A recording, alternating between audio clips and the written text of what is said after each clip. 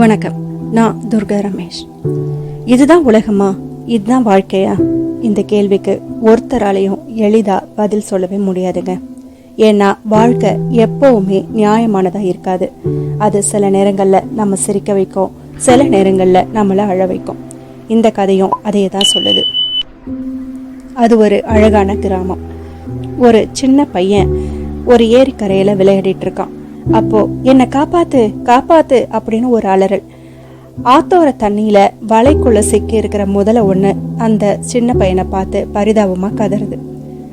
உன்னை விடுவிச்சா என்ன நீ முழுங்கிடுவியே, காப்பாத்த மாட்டேன் அப்படின்னு மறுக்கிறான் அந்த சின்ன பையன். ஆனா அந்த முதல, நான் உன்னை சத்தியமா சாப்பிட மாட்டேன், என்னை காப்பாத்து அப்படின்னு கண்ணீர் விடுது. முதலையோட பேச்சை நம்பி அந்த சின்ன பையனும் வலையை அறுக்க ஆரம்பிக்கிறான்.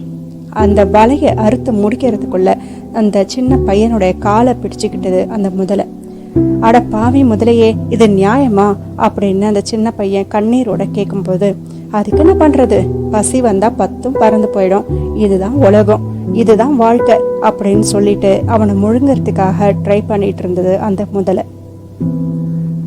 அந்த சின்ன பையனுக்கு சாகிறது பத்தி கூட கவலை இல்லை.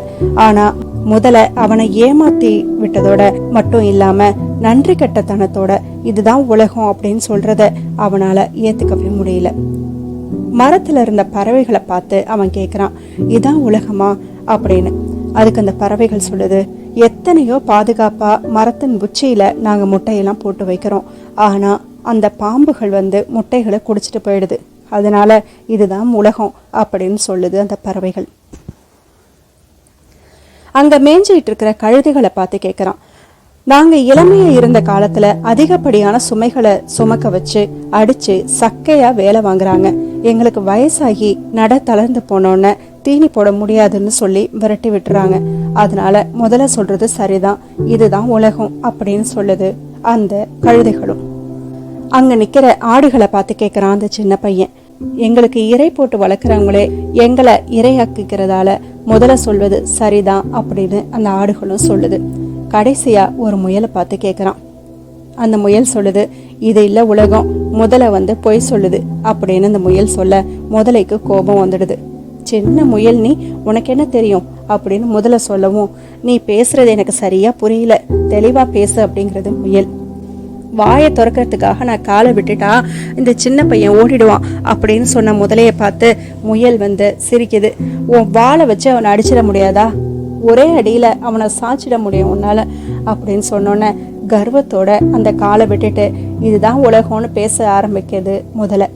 முயல் உடனே சிறுவனை பார்த்து, நிக்காதே ஓடிடு அப்படின்னு சொல்ல அந்த சின்ன பையன் ஓடி போயிடுறான். வாளால் அடிச்சிடலான்னு நினைச்ச முதலைக்கு ஏமாத்தமா போயிடுது. வலையில சிக்கி இருக்கிற வால் பகுதிய அது விடுவிக்கிறதுக்குள்ள அந்த சின்ன பையனை பிடிச்சது நினைவுக்கு வருது. கோபத்தோட முயலை பார்க்க, புரிஞ்சுதா, இதுதான் உலகம், இதுதான் வாழ்க்கை அப்படின்னு சொல்லுது அந்த முயல். தப்பி ஓடின அந்த சின்ன பையன் கிராமத்துல இருக்கிற எல்லாரையுமே அழிச்சிட்டு வரான். அவங்க வந்து அந்த முதலைய கொன்னுடுறாங்க.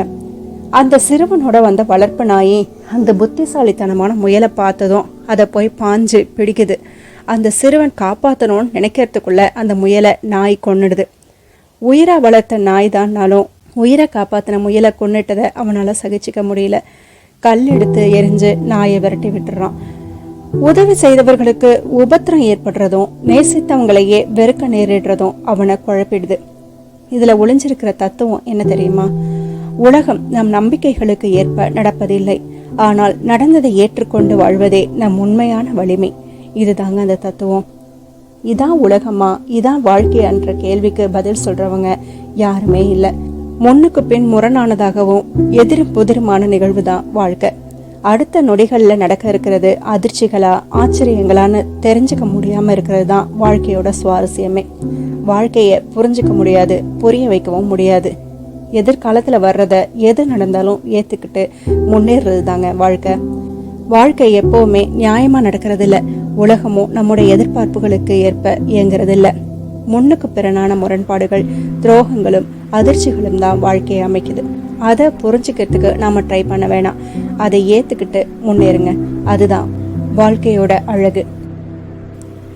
இன்னைக்கு கதையும் தத்துவமும் பிடிச்சிருந்தா மறக்காம சப்ஸ்கிரைப் பண்ணிக்கோங்க. கூடவே லைக், கமெண்ட், ஷேர் செய்யவும் மறந்துடாதீங்க. மீண்டும் சந்திக்கிறேன் ஒரு நல்ல தத்துவத்துடனும் கதையுடனும். நன்றி.